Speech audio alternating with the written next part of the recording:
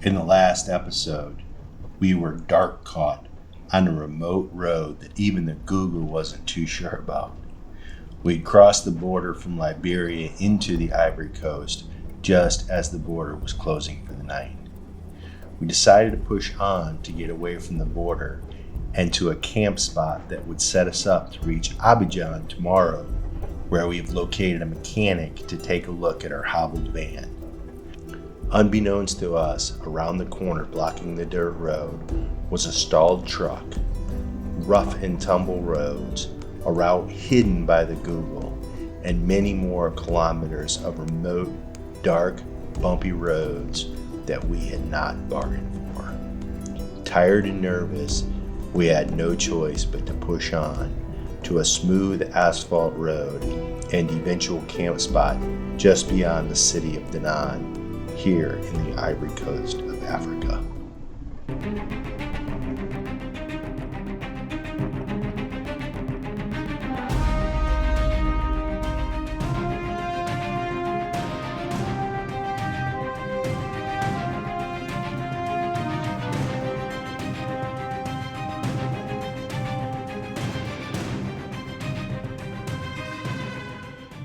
I can only think of one time that I have been happier to find asphalt pavement. And that's when we got off the death road in Colombia. On the way down to Ecuador, she did a dance. I got out and actually did a dance. And I may have done that here, except for, well, it's dark outside and there's mosquitoes. So, but we made it to the pavement. We went about another 3 or 4 minutes and we made it to the city of Danané, D-A-N-A-N-E. And it is coming up on 9 p.m. It is very dark. Curt made some jokes and said his first impressions of the Ivory Coast is that it is dark here. There's no sunshine. Yeah. And that is true. But the city does not sleep. Look at this. This has been going on for a couple of miles. The people are out. The women are cooking. They got the crock grills pots on are the side going. of the road. I smell more food than I do during the day. For sure. I mean, this place is hopping, and we have decided we'll go about another 13 minutes out of town to an old gravel yard, laydown yard, like a construction site area that's abandoned now, where we believe we can sleep with no problems and be completely safe.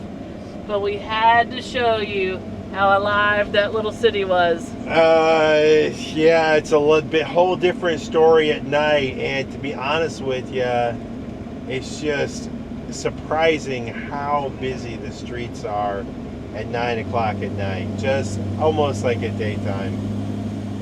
But we made it, guys. We got to get to camp, but we're feeling pretty good about the one we've got picked out. So we'll see if we get there, and then we'll see you in the morning for the adventure to continue. We got a really early start this morning. Our campsite worked out absolutely perfect. We were exhausted. We didn't even really eat. We ate a couple of little snacks and just crashed out. But we got on the road at 6:30 this morning, pulled out right as the sun was coming up, and started the about 8-hour drive, according to Google, towards the capital city of Ivory Coast here. The drive here, although we were really pushing it and not stopping, was fascinating as always, as we were going through the smaller towns, villages, and even some good-sized cities. As the sun was starting to come up, you could see them starting to come alive. We were passing all sorts of school kids in their uniforms walking to school, and it just made me kind of think about the luxury of a school bus or the luxury of a car pickup line for kids back in the States and in Europe going to school. These kids are walking miles to school, and it was just trains of them, so it was really kind of cool to see. And then we started to see more goats as we got farther and farther south. We did some Googling, and we learned some pretty cool stuff about the Ivory Coast. The first thing we may have already told you is the official language is French, but there are several tribal languages that are spoken through here. And another thing we learned is about the agriculture and mining. Now, the coolest thing to me about the agriculture here is the Ivory Coast is by far the biggest major player in the entire world for cacao. Cacao is what you need to make chocolate. Now, the last time we were where they grew cacao, which is what, of course, makes chocolate delicious, was in Peru and Ecuador and in that region. And we actually, even in the Amazon, made some of our own fresh chocolate, which was fascinating. So hopefully, maybe we'll stumble up on some cacao trees and be able to show you those. But they also do palm oil here. The rubber trees are here as well. They have a lot of mining. They have a lot of gold mining here and some iron ore mining. So they have some exports, but their main economic driver is the chocolate. They are a world powerhouse when it comes to chocolate. So their economy rises and falls with the chocolate market. So y'all buy some chocolate, okay? So we kept driving. We learned that there's actually 2 capital cities here in Ivory Coast. The first one is the political capital city, and we went through there, and when we were going through there, it kind of took us on a bypass, so we didn't go through the main part of the city, but we went by a place that is, they say, the largest church in the world. It is a mosque, and you can see it from the highway, and it is immense. So I'll put the name on the screen because I can't remember it right now, but we went through there. We kept driving. One thing we noticed right away about this region is we are getting into the tropical jungles. There are palm trees and fruit trees and just all kinds of greenery, different size, big trees, mountains, green. It is beautiful. But we pushed through. We had to gas up twice. That's how much we drove today. The Ivory Coast actually has traffic signals. We haven't seen a traffic signal since the city of Dakar up in Senegal.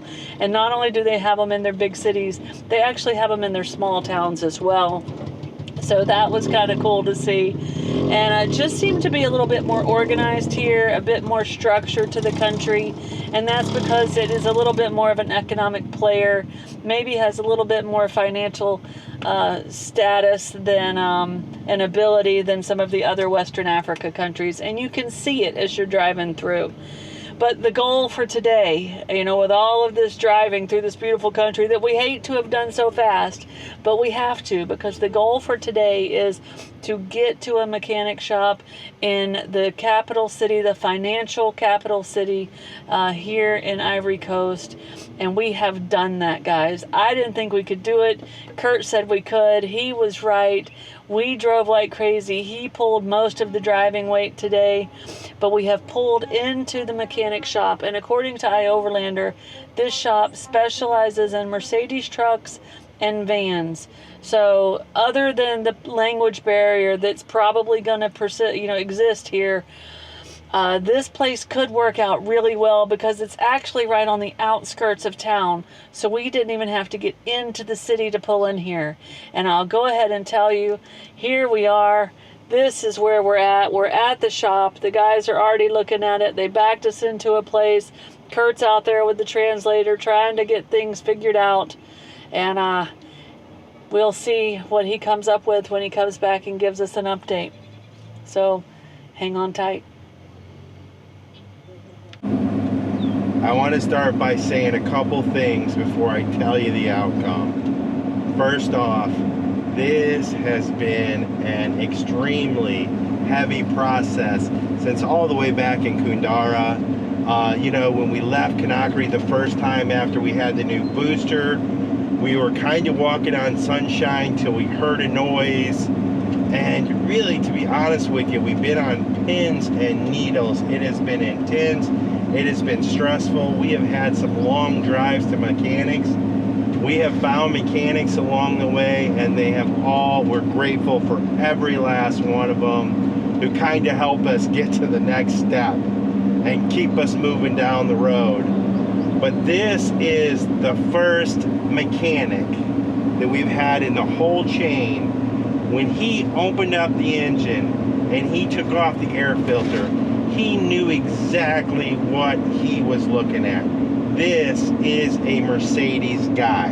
He is a Mercedes mechanic, and he was able to diagnose the problem like that. And as we thought, we had a leak in the system after the turbo. So the turbo compresses air and sends it into the engine. That gives us more power, it gives us better fuel efficiency, so on and so forth.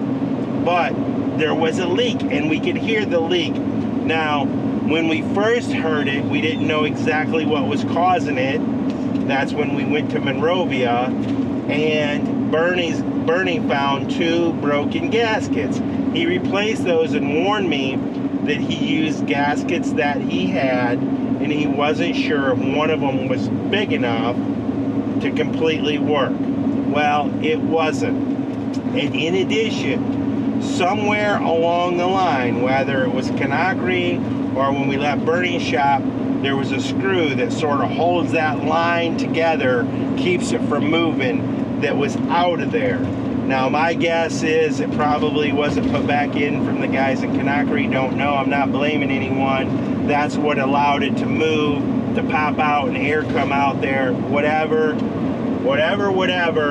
He put the new screw in. He put new gaskets in, the proper gaskets. He aligned it. He tweaked it. And he tightened it up. He checked it. And then he pulled the computer out, ran a full diagnostic on the computer system. And guys, we are driving it now, and it sounds as good as it's ever sounded. So we are very, very, very, very excited, hopeful, fingers crossed. Obviously, we're going to be nervous because we've been through a lot and we're a little shell-shocked. But the whole drive over here, you know, Snow and I are chattering about what we see along the way, because we've been seeing in Africa so many unique and authentic things. And a lot of this drive, honestly, guys, was just us quiet, staring in our own little kind of, I guess, worry bubbles, trying to figure out, you know, how we're going to get to the next step. So I can't begin to tell you what a big relief this is and how excited we are. And now we have to go into Abidjan, a big city, to get our visa for our next country, which is Ghana. All right, so I have the hotel in. From the hotel, there's a Carrefour that it says is a 13-minute walk away. I think we can drive by there on our way there, or we can figure out how to go there in the morning, whatever you feel like doing. This is taking us to the hotel. Yeah, let's just go to the hotel. Yeah.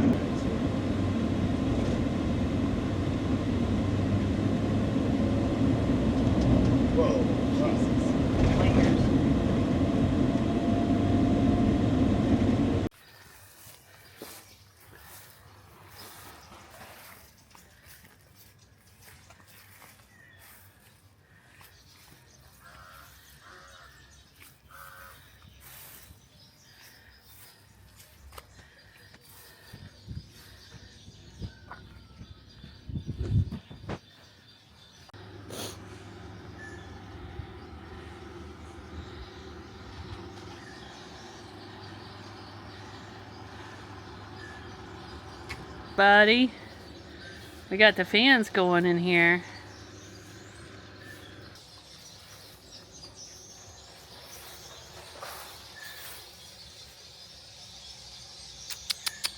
What's in there, buddy?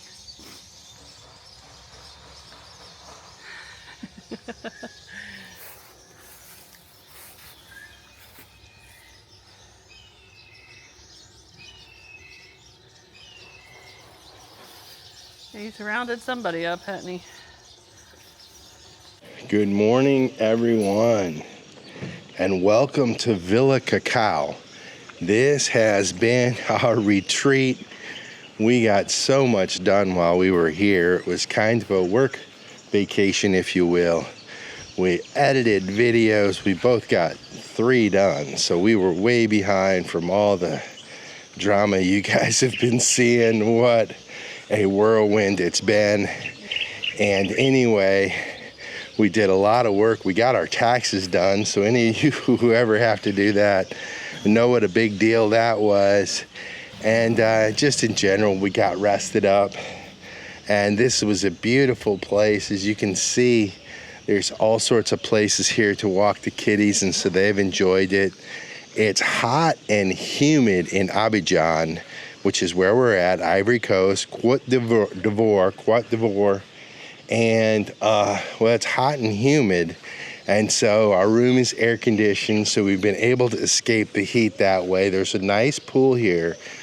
But I think the best thing about this place is the staff and the people who are here. And we just had an amazing support team here. The owner helped take us up a couple times to get our Ghana visas. Oh, that's another thing we got done. We got our Ghana visas, our Togo visas, our Benin visas. So we've been busy bees. And anyway, the staff's been nice. It's more like a bed and breakfast than a hotel. And the food, the breakfast and the bread's been good. We've been able to order delivery, which is really nice. So we've kind of gotten really caught up on some really good food treats. Yeah. And we met really cool people. So y'all come to breakfast with us. We're going to let you meet them. Good. It's like a little mental health, you know, respite. I see the same people every day. I have like people that I call my future friends. And I'm like every day, I'm like, hi. do you walk with them, or do they, I don't. or you just see them along the way? I don't walk with them. I want to walk with a couple of the women, but I think they're like a little, not scared of me, but like I think they know that they would get in over their head. They're not quite sure about me, but we walk. We walk in the same pattern every day, so we pass each other like 10 walkers. times. So They're it's walkers. almost like we're walking together, but we're not. Yeah. So I just want to show you this real quick. Okay. Let me film your eggs. They look so yummy. So this is the camera, so you can see there. Yeah. Oh my gosh, that camera's And amazing. so it's got really good 4K video quality, and you can see how smooth it is. It's got the built-in gimbal, it slows down, my so it really God. kind of helps out even a blumbering idiot like me to film Oh my good. God, that camera's amazing. And then we've got a nice microphone right here. So All right, guys, y'all know we don't stay in little bed and breakfasts and stuff like this often, but this has been super nice, and we told you we had met some awesome people, and we've got two of them. We call them our breakfast buddies here. So we're going to give them a second and let them just tell us their name. So tell us your name and where you're from. So my name is Steph, and I'm from Vermont. I'm living in Abidjan as an English teacher for a year. So these are my favorite Americans that you're watching. Yeah, so that's one brave lady right there, over here by herself for a whole year. And all right, tell us where you're from. Hi guys, my name is John. I'm Nigerian, but I live in Kenya, Nairobi. I'm in Abidjan for work, and then I ran into these amazing guys, and it's been exceptional, really sharing breakfast with them and talking about life. Yeah. Cool. I'm a business person, so I own a business in Africa. Yeah, and how many countries do you kind of travel to for your business? You travel to a lot of countries, right? Yeah, it's 9. Nine countries. 9 countries officially, and then you might do a detour. It's weird. Sometimes I have to go to Qatar to get to Morocco, right? From Kenya, go to Qatar, and then go to Morocco. So it's my life, but it's really in Africa. One of the best continent in the world. Yeah. And what's really cool is John has been to, for business and for pleasure, to a lot of the countries that we just came through in Africa. And he's been to a lot of countries, including Kenya, that we haven't been to. So we've been able to share stories and also learn about new places we're going to visit. And hopefully we'll see John again. And hopefully we'll see Stephanie again somewhere as well. She's going to crash the dinner party. She'll crash the dinner party. One thing about Stephanie is her husband Tim will be arriving in a few weeks, so she won't be solo anymore. Yeah. And what is really funny is when she first met us and found out what she did, Tim is an avid van life YouTube watcher. He is. And he's not here. He's missing it. I can't believe he's not here. He's so disappointed not to meet you. So Well, guys, it has been amazing here at Villa Cacao. If you're ever in this part of the world, you may or may not be. this is a good place to look up and come stay. But it's time to get on the road. Let's go do it.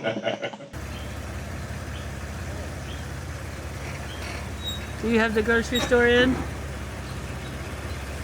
Watch your hand, I can't see. Get a picture of it. Ready, simple. Bye, bye. Bye, bye. Bye, bye.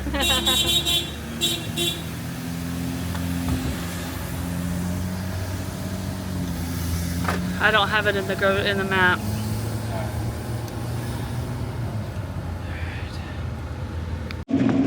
Well, we took a few days off from filming while we were doing our visa stuff there in Abidjan, Ivory Coast. But we are still just absolutely elated that the van is running beautifully and smooth.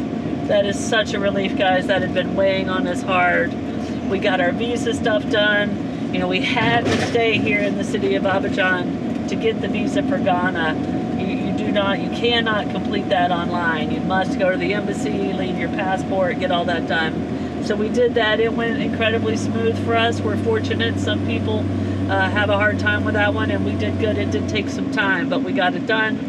The process for the e-visa is pretty complex and pretty detailed. Yeah. So it took several hours to gather all that information and get it into the system. It's one of the more difficult. Yeah, the way it works, and this is very similar to what we'll deal with Nigeria as we get a little farther down the road, because there's only certain embassies you can do this at, but you go online and you fill out a very detailed application, and you have to submit a lot of backup documentation. They needed 2 hotel confirmations, a detailed itinerary of where you're going to be.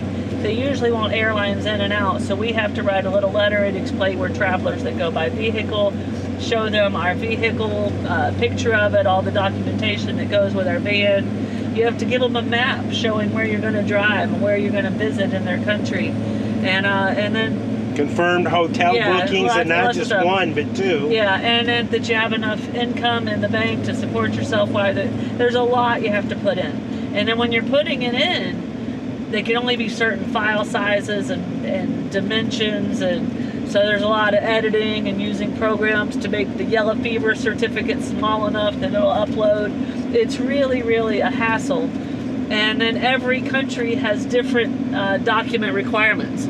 So the example of the yellow fever certificate, we got one that'll work for Ghana. We finally got it the right size and the right pixels and all that it would upload. We'll never be able to use that again because Nigeria will likely have different requirements. So it takes a while, it's tedious, there's a lot of details. You submit that all online. Then you print out your application that comes with a barcode. Then you go to the embassy of Ghana and you sit there and you get an interview basically with the person that will issue your visa. You leave your passport, you come back whenever she tells you, and you pick it up. So that's kind of the process, and that's what we did. And also while we were there online, I think Curt's already told you, we got our Togo visa and our Benin visa. Those are completely online. We don't have to go to an embassy to get those. You just print it out, and then at the border, they get your stuff figured out. So we did a lot of good work there. We caught up on some videos for you guys. We got our income tax paperwork for back home done, which is really good. So it was a productive few days.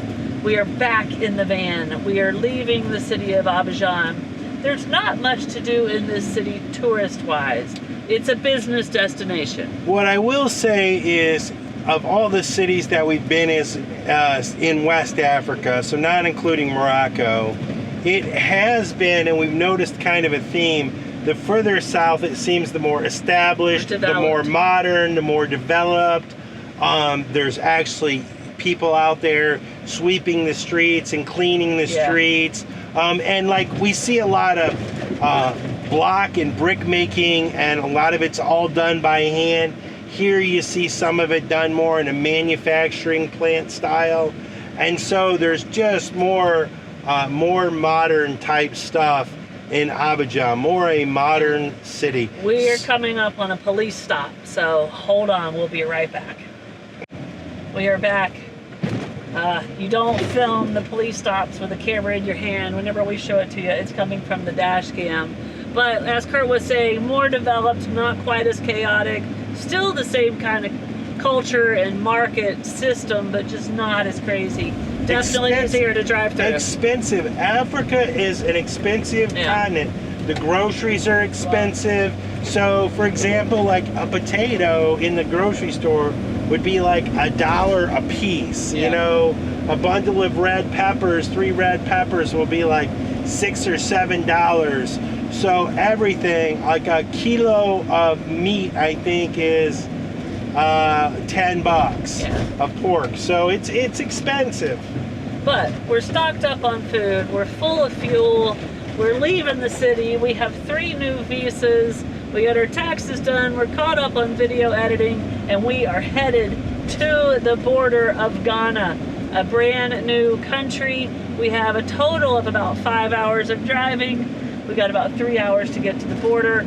If all goes well, we'll end today in Ghana, maybe on the beach.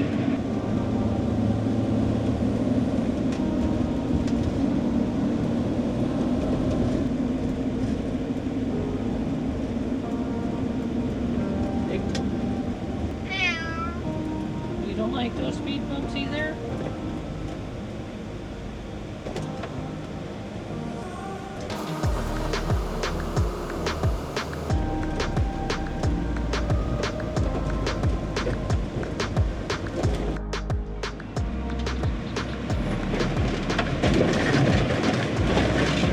The boat's going up the river. Oh yeah.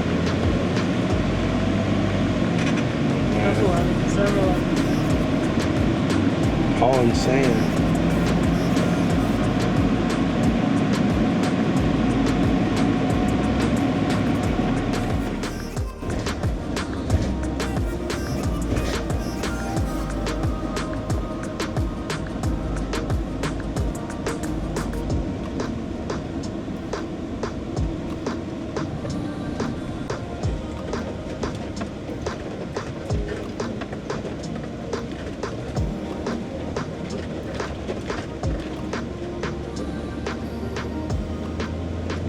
One thing I forgot to tell you is when we were spending a few days there in the city at the little villa, we had a night where we had a storm come through with like hard rain for like an hour and a half. Now, if you've been following along, you know that rainy season is getting closer, and when it happens varies depending on the country we're in. And depending on the year, it changes from year to year. But rainy season is coming, and we just came up on a couple of really muddy, clay, slippery spots, and that's just from that one rain that came through the other day, I believe. So it just kind of keeps a fire lit underneath our booties that we got to keep moving until we get through these areas where some of the roads in some of these countries just are not equipped for the rain. If we can get far enough south, then the rains can come and we can still get around, you know, and find our way through. But some of these countries almost completely shut down once monsoon season gets here. So we're still on our fast pace that we normally don't travel at, and we'll be that way till probably Angola or Namibia. So, but that was just a wake-up call. The rainy season's coming, isn't it, Curt? Buckle up, we're on the move.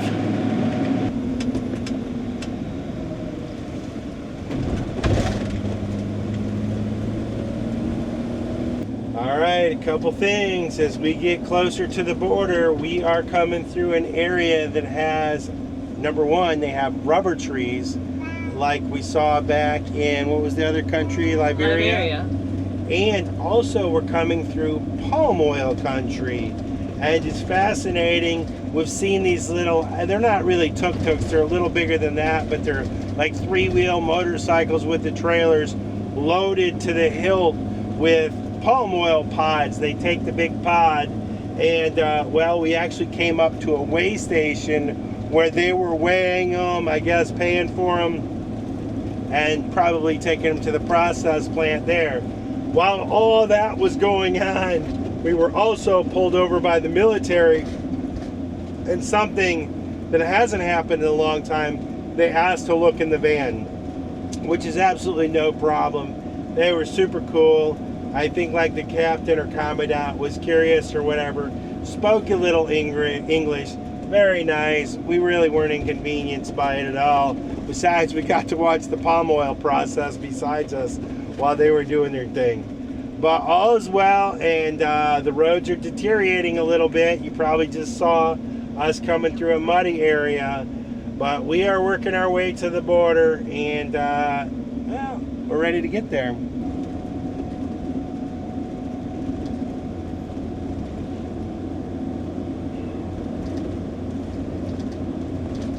Little pineapples. As we've been kind of cruising along this southern, we're off the coast, but the southern coast of the Ivory Coast, we're definitely coming through a rich agriculture area. And in addition to the palm oil and the rubber trees, we have seen a lot of cassava. Now, for those of you who don't know what cassava is, it's a root, starchy. I think it's a tuber, not a vegetable. It's a root, but in any event, it kind of is starchy like a potato, a little bit more, I don't know, tough in consistency and rubbery. But we have seen it all up and down here. You can peel it. It's got brown on the outside, it's white on the inside. You can peel it and cook it like a potato. And also we've seen a lot where they're processing it and crushing it up into like a paste. I don't really know, almost like a mashed potato paste, and they're selling it in bags like that. And we saw a lot of it in Latin America, and especially in Brazil. In Brazil, they would make a cassava flour out of it called tapioca, and we had a lot of different snacks and treats and meals with that. So huge cassava area. Also, we've seen a lot of big pineapple fields, and Snow just spotted some chocolate fields as well. So this, no doubt, and I think we already told you, the Ivory Coast is one of the largest chocolate producing countries in the entire world. So we are seeing a rich assortment of tropical fruits and vegetables and things. There's bananas, there's mangoes, there's papayas, all that stuff. And it is really a beautiful, lush, green, jungly area. So we're definitely enjoying the culture, and just, there's a lot of eye candy, guys.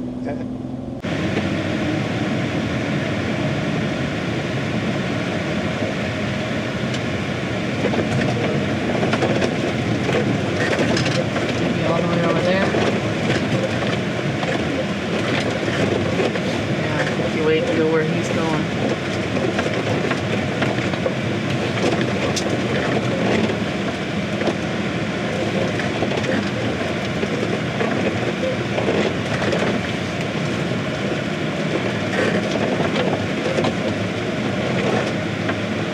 In 200 meters, turn left onto 100.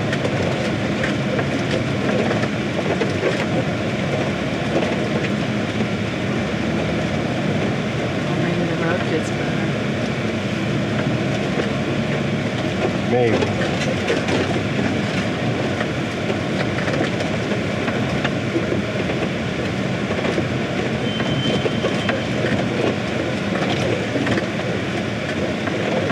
Those bananas look. Isn't it good? You want some? Yeah.